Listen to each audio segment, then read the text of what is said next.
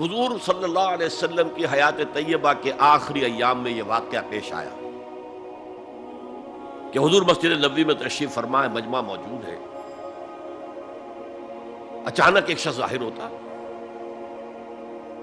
شدید و بیاض ثیاب، شدید و سواد شعر، اس کا لباس انتہائی سفید صاف، کوئی اس پر دھبا نہیں، داغ نہیں، میل نہیں، بال انتہائی سیاہ چمکدار، گرد آلود نہیں، ولا یعرفہ احد منا، اور ہم میں سے اسے کوئی پہچانتا بھی نہیں تھا، کسی بھی ریت سے خاک سے بالکل آلودہ ہوئے بغیر بال ہیں، تو شاید یہ مدینے کا رہنے والا ہو، تو مدینے والوں میں سے کوئی تو ہوتا کہ جو اس کو جانتا پہچانتا، کوئی نہ کوئی تو گریٹ کرتا اس کو مجمع میں، آؤ آؤ ادھر آ جاؤ، میرے پاس آ جاؤ، کوئی نہیں۔ اور اگر براہ راست باہر سفر سے آ رہا ہے تو کچھ گرد آلود بال ہوتے، کچھ کپڑے میلے کچیلے ہوتے، تو لوگ حیران تھے۔ اور مزید یہ کہ اس نے سیدھا تیر کی طرح مجمع کو چیرتا ہوا حضور کے عین سامنے جا کر بیٹھ گیا۔ اب لوگ حیران ہیں، یہ ہے کون؟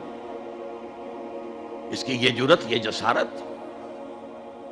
اور اس طرح دو زانو بیٹھا کہ حضور کے گھٹنوں کے ساتھ اپنے گھٹنے جوڑ دیے اور حضور کی رانوں پر اپنے دونوں ہاتھ رکھ دیے۔ اب سوال کیا، یا محمد اخبرنی عن الاسلام، اے محمد مجھے بتاؤ اسلام کیا ہے؟ حضور نے فرمایا وہی جو میں ابھی آپ کو حدیث سنا چکا ہوں، الاسلام ان تشہد اللہ الہ الا اللہ وان انا رسول اللہ وان تقیم الصلاۃ وتؤتی الزکاۃ وتصوم رمضان وتحج البیت ان استطعت الیہ سبیلا۔ پھر کہا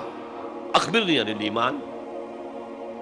لیکن یہ کہ ان روایتوں میں بھی اس کو روایت کرنے والے بہت سے صحابہ ہیں، عبداللہ ابن عمر بھی ہے، حضرت عمر خود بھی ہے رضی اللہ تعالی عنہما، ابو ہریرہ بھی ہے، عبداللہ ابن مسعود بھی ہیں، چونکہ ایک مجمع میں واقعہ ہو رہا تھا نا، تو مجمع کے اندر تو بہت سے لوگ سن رہے ہیں۔ اگرچہ جیسے آج بھی ہوگا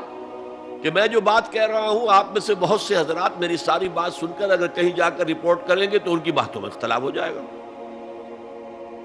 لہذا اس حدیث کی روایت میں اختلاف ہے۔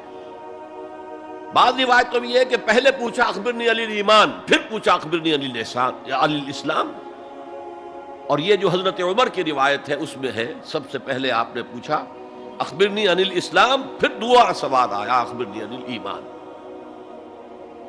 اچھا، اس کے بعد ایک دو سوال اور بھی کیے، اب میں تفصیل میں نہیں جا سکتا۔ پھر وہ شخص چلا گیا، حضور نے کہا ذرا اس کو بلانا واپس، دیکھا تو کہیں بھی نہیں، زمین کھا گئی، آسمان چکر لے گیا، اللہ جانے۔ تب حضور نے فرمایا اوہ یہ جبرائیل تھے جو تمہیں تمہارا دین سکھانے آئے تھے، یعلمکم دینکم اذ لم تسألوہ، جبکہ تم نے اس کے بارے میں سوال نہیں کیا۔ اور یہ پہلی بار ہے کہ میں جبرائیل کو پہچان نہیں سکا، انسانی شکل میں وہ آئے اور میں پہچان نہیں پایا، ورنہ اکثر حضرت دہیہ کلبی کی شکل میں آتے تھے انسانی صورت میں، جب بھی حضرت جبرائیل آتے تھے۔ حضرت دہیہ کلبی جو ہے وہ بہت ہی حسین جوان رانا، ان کی شکل میں آتے تھے۔ بہرحال یہ اتنا اہم مسئلہ ہے کہ اس کو کلیئر کرنے کے لیے کہ دودھ کا دودھ پانی کا پانی علیحدہ ہو جائے، ایمان کیا ہے، اسلام کیا ہے، دنیا کا نظام اسلام پر ہے، ایمان پر نہیں ہے، آخرت کا معاملہ ایمان پر ہے، اسلام پر نہیں ہے۔ کوئی شخص مسلمانوں کا بہت بڑا قائد ہو، بہت بڑا لیڈر ہو، لیکن ہو سکتا ہے آخرت میں زیرو ہو۔ میں حدیث سنا چکا ہوں آپ کو، ایک شخص دنیا میں شہید سمجھا جا رہا تھا، ایک شخص دنیا میں بہت بڑا عالم سمجھا جا رہا تھا، ایک شخص دنیا میں بہت بڑا سخی سمجھا جا رہا تھا، اور اللہ نے سب کے دعوے جو ہیں ان کی نفی کر دی۔ تم نے جنگ کی تھی اس لیے لِيُقَالَ جَرِيٌّ، کہا جائے بہت ہی جری آدمی ہے صاحب، بہت بہادر آدمی، کیا کہنے اس کے۔ لِيُقَالَ سَخِيٌّ، بھائی بڑا سخی آدمی ہے، سخاوت کے دریا بہا دیے اس نے، بھائی بہت بڑا عالم ہے، اس سے علم کا کتنا جو ہے لوگوں کو فیض پہنچا ہے۔ وَقَدْ قِيلَ، یہ تمہارا مقصود تھا، وہ مقصود دنیا میں حاصل ہو چکا، تمہاری شہرت کے ڈنکے بج چکے، اب یہاں تمہارے لیے کچھ نہیں۔ اور پھر اللہ